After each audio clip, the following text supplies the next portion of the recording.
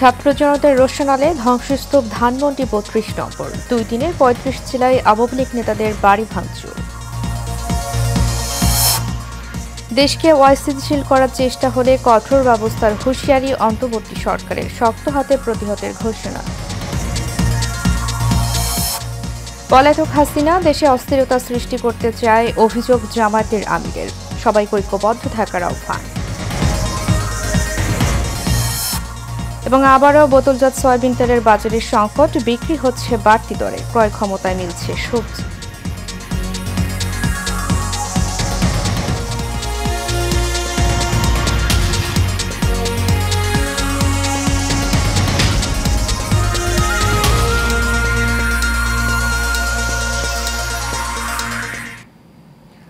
স্বাগত এশিয়ান নিউজে, সাথে আছি আমি উর্মি আক্তার।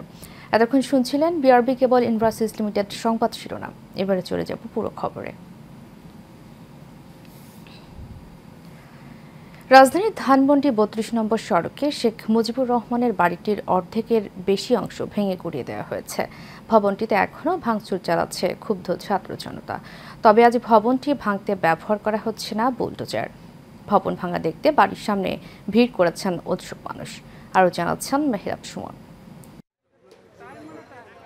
ছাত্র জনতার রোশানলে ধানমন্ডির ৩২ নম্বর শেখ মুজিবুর রহমানের বাড়িটি এখন প্রায় ধ্বংসস্তূপে পরিণত হয়েছে। ফ্যাসিবাদের আতুরঘর হিসেবে খ্যাত এই ভবনটি গুড়িয়ে দিতে চলছে শেষ মুহূর্তের কার্যক্রম। বুধবার থেকে ভবনটি ভাঙতে বুলডোজার ব্যবহার করা হলেও তা এখন সরিয়ে নেওয়া হয়েছে। তবে হাতুড়ি ও অন্যান্য সরঞ্জাম দিয়ে বাড়ি ভাঙার কাজ এখনও চলছে। এদিকে বাড়ি ভাঙা দেখতে ঘটনাস্থলে দেখা যায় উৎসুক জনতাকে। আসার উদ্দেশ্য হচ্ছে একটাই, এর পরিণতিটা দেখা। মূলত যে সকল বাচ্চারা আজকে ভাঙচুরের সাথে ছিল, তারা গত ২০ বছর, ২৫ বছর, ৩০ বছর যারা হয়েছে, তাদের ভোটের অধিকার কেড়ে নেওয়া হয়েছিল। বাংলাদেশে আর কোনোদিনই ফ্যাসিবাদের উত্থান হতে দেয়া হবে না বলে জানান ক্ষুব্ধ সাধারণ মানুষ। কেউ যদি মানুষের অধিকার নিয়ে খেলে, মানুষের উপর অত্যাচার করে, নির্যাতন করে এবং মানুষকে গুম এবং খুন করে এবং গণতন্ত্রকে হরণ করে, ভোটাধিকারকে হরণ করে, দিনের ভোটে যদি রাত্রে নেয়, এভাবে যারা মানুষকে নিয়ে খেলবে এবং মানুষও তাদেরকে নিয়ে খেলবে, এটা হচ্ছে তার প্রমাণ এবং বাস্তব প্রমাণ এখানে দেখলাম যে আজকে এই বাড়িকে মাটির সাথে মিশিয়ে দিয়েছে বাঙালি জাতি। ভবিষ্যতে যদি কোনো স্বৈর শাসক এই আওয়ামী লীগের পুনরাবৃত্তি হয়, তাহলে তারা যেন এই বিল্ডিংটির কথা, এই বাসাটির কথা মনে রাখে। গণ অভ্যুত্থানের মুখে ভারতে পালিয়ে যাওয়া স্বৈরাচার শেখ হাসিনার অনলাইনে ভাষণকে কেন্দ্র করে মার্চ টু ধানমন্ডি ও বুলডোজার মিছিলের কর্মসূচি পালন করে ক্ষুব্ধ ছাত্র জনতা। Mehrab Sumon, Asian Television, Dhaka. শেখ হাসিনার বক্তব্যের পর থেকে ক্ষুব্ধ ছাত্র জনতা। ২ দিনে ভাঙচুর চালানো হয়েছে অন্তত ৩৫ জেলার আওয়ামী লীগ নেতাদের বাড়িতে। আগুন দেওয়া হয়েছে সাবেক রাষ্ট্রপতি আব্দুল হামিদের কিশোরগঞ্জের বাড়িতেও। বিভিন্ন স্থানে গুড়িয়ে দেওয়া হয় আওয়ামী লীগের কার্যালয় ও শেখ মুজিবুর রহমানের মুরাল। প্রতিনিধির পাঠানো তথ্য ছবিতে বিস্তারিত জানাচ্ছেন রাশিদ আগুন। সাবেক রাষ্ট্রপতি আব্দুল হামিদের কিশোরগঞ্জ শহরের বাসভবনে রাতে হামলা চালায় বিক্ষুব্ধ ছাত্র জনতা। বাড়ির দরজা ভাঙার পাশাপাশি পুড়িয়ে ফেলা হয় বিভিন্ন জিনিসপত্র। আগুন ধরিয়ে দেওয়া হয় মোটরসাইকেলে। একই জেলায় গুড়িয়ে দেওয়া হয় আওয়ামী লীগের কার্যালয়। নারায়ণগঞ্জের চাষারায় সাবেক সংসদ সদস্য শামীম ওসমানের দাদার বাড়ি বাইতুল আমানে হামলা ও ভাঙচুর চালানো হয়। এক পর্যায়ে ধরিয়ে দেওয়া হয় আগুন। খুলনার দিঘলিয়ায় শেখ হাসিনা ও শেখ রেহানার পৈতৃক গেস্ট হাউস ভাঙচুর করে বিক্ষুব্ধ জনতা। এ সময় স্বৈরাচারের বিরুদ্ধে নানা স্লোগান দেয়া হয়। দেশের বিভিন্ন স্থানে শেখ মুজিবুর রহমানের মুরাল ও প্রতিকৃতি গুড়িয়ে দিয়েছে ছাত্র জনতা। আর বগুড়া, গাইবান্ধা, ভোলা ও টাঙ্গাইলের কয়েকটি স্থানে আওয়ামী লীগের কার্যালয় ভাঙচুর করা হয়। Rashed Akun, Asian Television. কোনো ধরনের উস্কানিমূলক কর্মকাণ্ডের মাধ্যমে দেশকে অস্থিতিশীল করার চেষ্টা করা হলে দায়ী ব্যক্তি ও গোষ্ঠীর বিরুদ্ধে আইনশৃঙ্খলা বাহিনী তাৎক্ষণিকভাবে কঠোর ব্যবস্থা নেবে বলে জানিয়েছে ডক্টর মোহাম্মদ ইউনূসের নেতৃত্বাধীন অন্তর্বর্তী সরকার। দিবাগত রাত ১টায় প্রধান উপদেষ্টার ভেরিফাইড ফেসবুক পেজে দেওয়া এক বিবৃতিতে এই তথ্য জানানো হয়। এছাড়া প্রধান উপদেষ্টার প্রেস উইং থেকে গণমাধ্যমে পাঠানো এক বিবৃতিতে বিষয়টি নিশ্চিত করা হয়েছে। এতে বলা হয়, অন্তর্বর্তী সরকার গভীর উদ্বেগের সঙ্গে লক্ষ্য করেছে যে কতিপয় ব্যক্তি ও গোষ্ঠীর সারা দেশে বিভিন্ন প্রতিষ্ঠান ও স্থাপনায় ভাঙচুর ও অগ্নিসংযোগের চেষ্টা করছে। সরকার এই ধরনের কর্মকাণ্ড শক্তভাবে প্রতিহত করবে। বিবৃতিতে আরও বলা হয়, কোনো ধরনের উস্কানিমূলক কর্মকাণ্ডের মাধ্যমে দেশকে অস্থিতিশীল করার চেষ্টা করা হলে দায়ী ব্যক্তি ও গোষ্ঠীর বিরুদ্ধে আইনশৃঙ্খলা বাহিনী তাৎক্ষণিকভাবে কঠোর ব্যবস্থা নেবে এবং দোষীদের বিচারের মুখোমুখি দাঁড় করাবে। রাষ্ট্রের বিরুদ্ধে ষড়যন্ত্রে জড়িত থাকার অভিযোগে অভিনয় শিল্পী মেহের আফরোজ শাওনকে আটক করা হয়েছে। বৃহস্পতিবার রাতে ধানমন্ডি থেকে তাকে আটক করে ঢাকা মহানগর গোয়েন্দা পুলিশ। ডিএমপির মিডিয়া অ্যান্ড পাবলিক রিলেশনস বিভাগের উপ পুলিশ কমিশনার মোহাম্মদ তালেবুর রহমান জানায়, রাষ্ট্রের বিরুদ্ধে ষড়যন্ত্রে জড়িত থাকার অভিযোগে জিজ্ঞাসাবাদের জন্য তাকে ডিবি হেফাজতে নেওয়া হয়েছে। এদিকে জিজ্ঞাসাবাদের জন্য আটক করে ঢাকা মহানগর গোয়েন্দা পুলিশের কার্যালয়ে নেওয়া হয়েছে অভিনেত্রী সোহানা সাবাকে। মধ্যরাতে বিষয়টি নিশ্চিত করেছে ডিএমপি। জানা যায়, অভিনেত্রী শাওনের পর সোহানা সাবা নজরদারিতে ছিলেন। তার বিরুদ্ধে দেশবিরোধী ষড়যন্ত্রের অভিযোগ রয়েছে।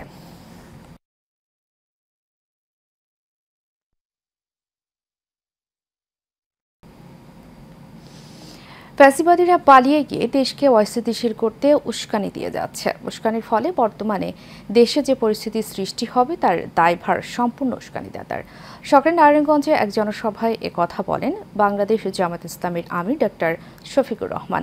এ সময় তিনি আরও বলেন, প্রতিহিংসার সংস্কৃতি জাতিকে ঐক্যবদ্ধ করবে না এবং বিভক্ত জাতি বিশ্বে মাথা তুলে দাঁড়াতে পারবে না। শেখ হাসিনা সহ আওয়ামী লীগের নেতারা দেশের যত টাকা চুরি ডাকাতি লুট করে বিদেশে পাচার করেছে তা ফিরিয়ে আনতে অন্তর্বর্তীকালীন সরকারের প্রতি দাবি জানান তিনি। শফিকুর রহমান আনন্দিত এবং তারা পালিয়ে যাওয়ার পরে জনগণ ধারণা করেছিল এরা 15.5 বছর আমাদেরকে বড় জ্বালাতন করেছে, এখন তারা পালিয়ে গেছে, আমরা এখন স্বস্তির নিঃশ্বাস ফেলতে পারবো। কিন্তু না, তারা পালিয়ে গিয়েও দেশকে অস্থির করার জন্য মাঝে মধ্যেই উস্কানিমূলক কর্মকাণ্ড করে থাকেন। সেই রকমই একটা উস্কানি 2-1 দিন আগে তারা দিয়েছিলেন।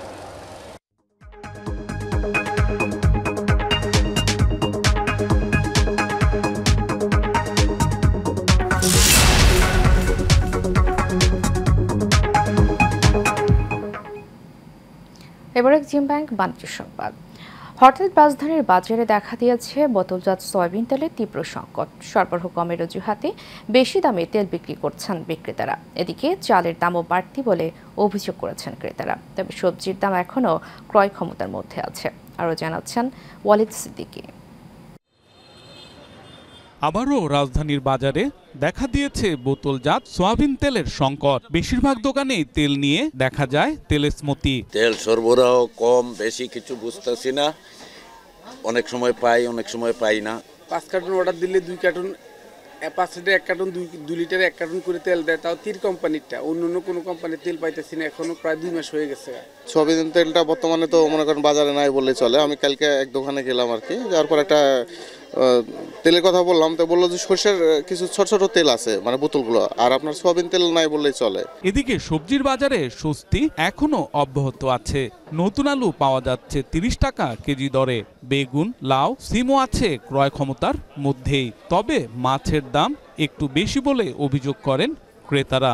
একটু বেশি আর কি, মানে এই যে আজকে যেরকম কাতলা মাছ কিনলাম আর কি 420 করে নিল আর কি, আগে 380 390। আমার কাছে মনে হচ্ছে যে সবজিটা সহনীয় পর্যায়ে আছে। ডিমের দামের তেমন কোনো হেরফের হয়নি, তবে গত সপ্তাহের তুলনায় কিছুটা বেড়েছে মুরগির দাম। ব্রয়লার বিক্রি হচ্ছে 210 টাকায় এবং লেয়ার কিনতে গুনতে হচ্ছে 330 টাকা। ব্রয়লার মুরগি আজকে হলে আপনার 200-210 এরকম বিক্রি করতেছি, আর আপনার গেল সপ্তাহে ছিল 95-200-205 এরকম বিক্রি করছি। লেয়ারটা 330-320 এরকম, আগে তো 5 টাকা একটু বাড়তি। এছাড়া বাজার ভেদে গরুর মাংস বিক্রি হচ্ছে 750 থেকে 800 টাকায়, আর খাসির মাংস বিক্রি হচ্ছে 1100 টাকায়। Walid Siddiqui, Asian Television, Dhaka. টাঙ্গাইলের মির্জাপুরে ছিনতাই হওয়া 20 লাখ টাকা মূল্যের 12,240 লিটার তেল ভর্তি একটি ট্রাক উদ্ধার করেছে থানা পুলিশ। পুলিশ জানায় ভোরে ডিবি পুলিশ পরিচয়ে নারায়ণগঞ্জের মদনপুর থেকে তেল ভর্তি ট্রাকটি ছিনতাই হয়। পরে ট্রাকের চালক সোহেল ও হেলপারের হাতে হ্যান্ডকাপ পরিয়ে কুড়িল বিশ্ব রোডে ফেলে তেল ভর্তি ট্রাক নিয়ে ঢাকা টাঙ্গাইল মহাসড়কে আসতে থাকে। পরে খবর পেয়ে মির্জাপুর থানা পুলিশ চেকপোস্ট বসালে ছিনতাইকারীরা তেল ভর্তি ট্রাক ফেলে পালিয়ে যায়। এছাড়াও আন্তঃজেলা চোর চক্রের 4 সদস্যকে আটক করা হয়েছে।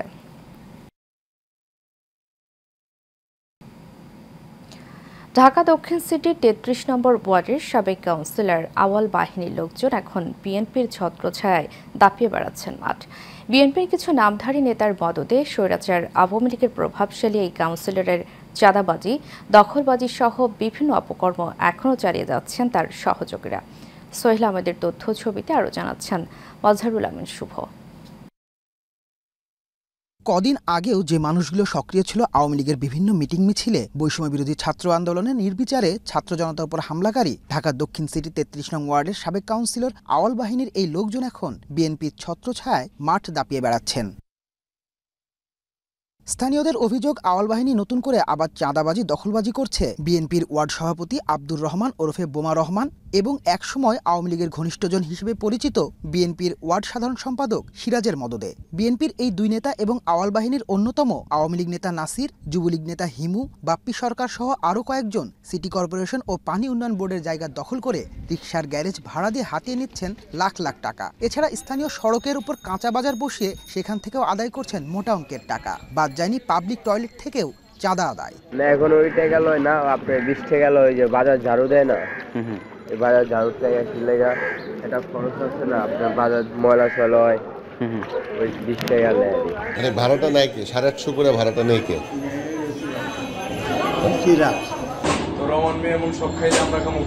বাংলাদেশ জাতীয়তাবাদী দল বাংলাদেশের অন্যতম বৃহত্তর একটি রাজনৈতিক দল হিসেবে তাদের কাছে তো ওই সন্ত্রাসীদের আসলে ওই শুরুতেই বললাম যে আউয়ালও তো একসময় বিএনপি করছে, সন্ত্রাসীদের তো আসলে কোনো দল থাকে না। তো অ্যাজ আ পলিটিক্যাল পার্টি হয়তো ভবিষ্যতে তারা রাষ্ট্র পরিচালনার দায়িত্বও পাবে, এমন পার্টির কাছে তো এই সন্ত্রাসীদের প্রশ্রয় দেওয়া মেনে নিতে পারি না। শুধু তাই নয়, রহমানের প্রতিষ্ঠান থেকে গ্যাস সিলিন্ডার ও পানি কেনার জন্য স্থানীয় দোকানদারদের বাধ্য করার অভিযোগ রয়েছে ইউনিট সভাপতি সোহেলের বিরুদ্ধে। অভিযোগের বিষয়ে জানতে চাইলে আব্দুর রহমান তা অস্বীকার করেন। আমি যে ওয়ার্ডের যারা পোলাপানরা ব্যবসা করে ব্যবসায়ী লোকের আমি যে পাপি অনুভবে ধনী বলে যে আমাকে আরেকটা মাল আওয়ামী দোসরদের আশ্রয় প্রশ্রয় দেয়া বিএনপি নেতা ও চাঁদাবাজদের বিরুদ্ধে কঠোর ব্যবস্থার দাবি স্থানীয়দের। মজহারুল আমিন শুভ, এশিয়ান টেলিভিশন। দ্রুত নবম পে স্কেল ঘোষণা, অন্তর্বর্তীকালীন সময়ের জন্য 50% মহার্ঘ ভাতা প্রদান সহ 5 দফা দাবিতে 1 থেকে 20 গ্রেড সরকারি চাকুরিজীবী জাতীয় ফোরামের উদ্যোগে সংবাদ সম্মেলন হয়েছে। সকালে জাতীয় প্রেস ক্লাবের মাওলানা আকরাম খাঁ হলে এই সংবাদ সম্মেলনের আয়োজন করা হয়। সংবাদ সম্মেলনে সভাপতিত্ব লিখিত বক্তব্য পাঠ করেন সংগঠনের সভাপতি মোহাম্মদ মিরাজুল ইসলাম। এছাড়াও বক্তব্য রাখেন কার্যকরী সভাপতি মোহাম্মদ জাহিদুল ইসলাম, সিনিয়র সহ সভাপতি মোহাম্মদ কুদ্দুস মোল্লা, সাধারণ সম্পাদক মোহাম্মদ ইমাম হোসেন সহ অনেকে। এ সময় বক্তারা 14 লাখ কর্মচারীর প্রাণের দাবি, দ্রুত নবম পে স্কেল ঘোষণা সহ 5 দফা দাবি বাস্তবায়নের সুপারিশ করেন।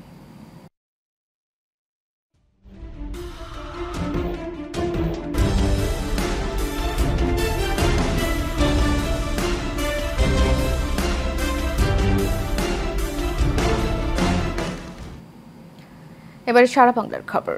ময়মনসিংহের হালুয়াঘাটে সীমান্তবর্তী এলাকায় অভিযান চালিয়ে 6,500 কেজি ভারতীয় জিরা ও 21,000 পিস ব্লেড উদ্ধার করেছে বিজিবি। উপজেলার হাতিবাগার সূর্যপুর ও আলাইতলি বিওপি এলাকায় গোপন সংবাদে অভিযান চালায় বিজিবি। এ সময় ভারতীয় 6,668 কেজি জিরা ও 21,600 পিস ব্লেড উদ্ধার করা হয়, যার বাজার মূল্য 81,09,000 টাকা। বিষয়টি নিশ্চিত করেছেন 39 বিজিবির অধিনায়ক লেফটেন্যান্ট কর্নেল মোহাম্মদ সানভীর হাসান মজুমদার।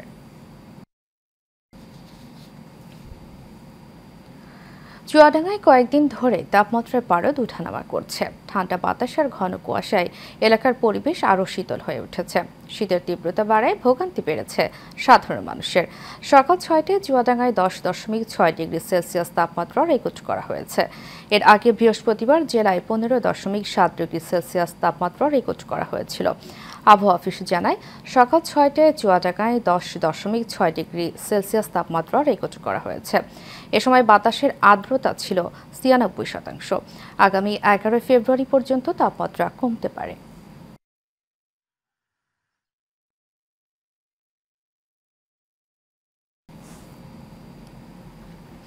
এবারে আন্তর্জাতিক সংবাদ। প্রেসিডেন্ট ডোনাল্ড ট্রাম্প আন্তর্জাতিক অপরাধ আদালতের উপর নিষেধাজ্ঞা আরোপ করে একটি নির্বাহী আদেশে স্বাক্ষর করেছেন। মার্কিন এক কর্মকর্তা বিষয়টি নিশ্চিত করেছেন। আদেশে আন্তর্জাতিক অপরাধ আদালতের উপর নিষেধাজ্ঞা আরোপ একে অবৈধ বলা হয়। নেতানিয়াহুর সঙ্গে বৈঠকের দুদিন পরে ট্রাম্প এই নির্বাহী আদেশে সই করলেন। এর আগে ইসরায়েলের প্রধানমন্ত্রী বেনিয়ামিন নেতানিয়াহুর বিরুদ্ধে গ্রেফতারি পরোয়ানা জারি করে আইসিসি। এদিকে মামলার প্রেক্ষিতে যুক্তরাষ্ট্রের কেন্দ্রীয় সরকারের লাখো কর্মীকে প্রণোদনা দিয়ে বিদায় দেওয়ার বিষয়ে প্রেসিডেন্ট ডোনাল্ড ট্রাম্পের পরিকল্পনা সাময়িকভাবে স্থগিত করেছে দেশটির বিচার বিভাগ। অন্যদিকে মার্কিন উন্নয়ন সংস্থা USAID ভেঙে দেওয়ার চেষ্টা রুখতে গতকাল বৃহস্পতিবার ওয়াশিংটন ডিসির ফেডারেল আদালতে মামলাটি হয়। পলিনেট হাউসের মাধ্যমে স্বাস্থ্যবান চারা ও বিষমুক্ত ফসল উৎপাদন করা হচ্ছে চাঁপাইনবাবগঞ্জের বরেন্দ্র অঞ্চলে।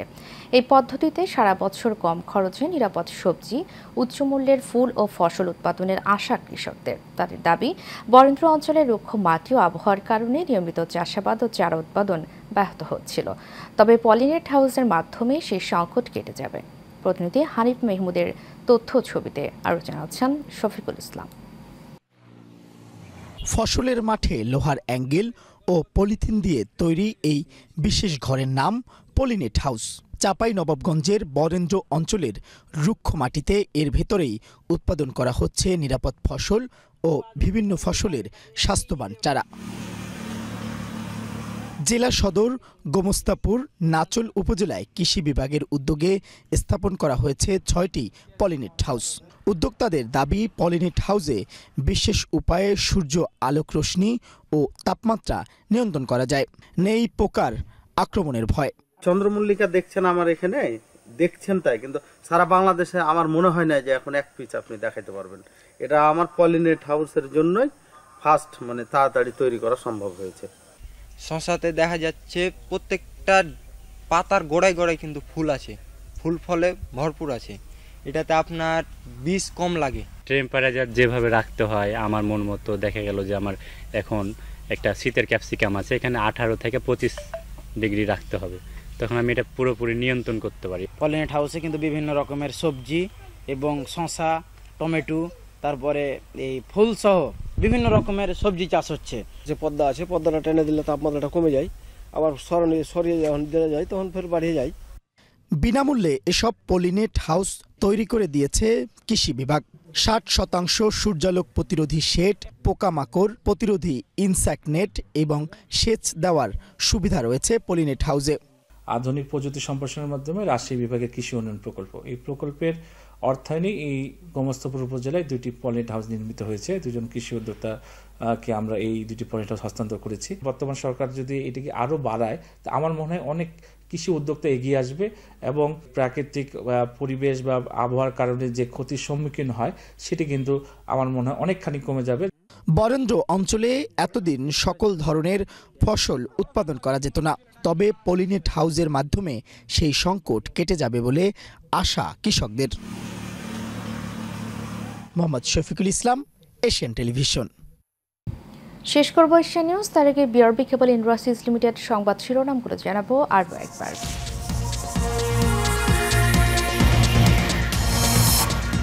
ছাত্র জনতার রোষানলে ধ্বংসস্তূপ ধানমন্ডি 32 নম্বর। 2 দিনে 35 জেলায় আওয়ামী লীগ নেতাদের বাড়ি ভাঙচুর।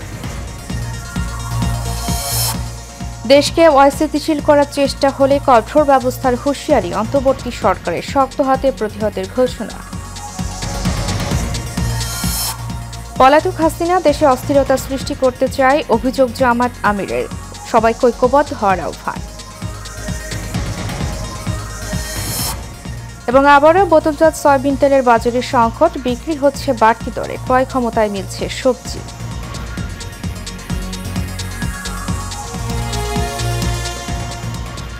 এশিয়ান নিউজ এ পর্যন্তই। পরবর্তী সংবাদ দেখার আমন্ত্রণ জানিয়ে শেষ করছি। ধন্যবাদ সবাইকে।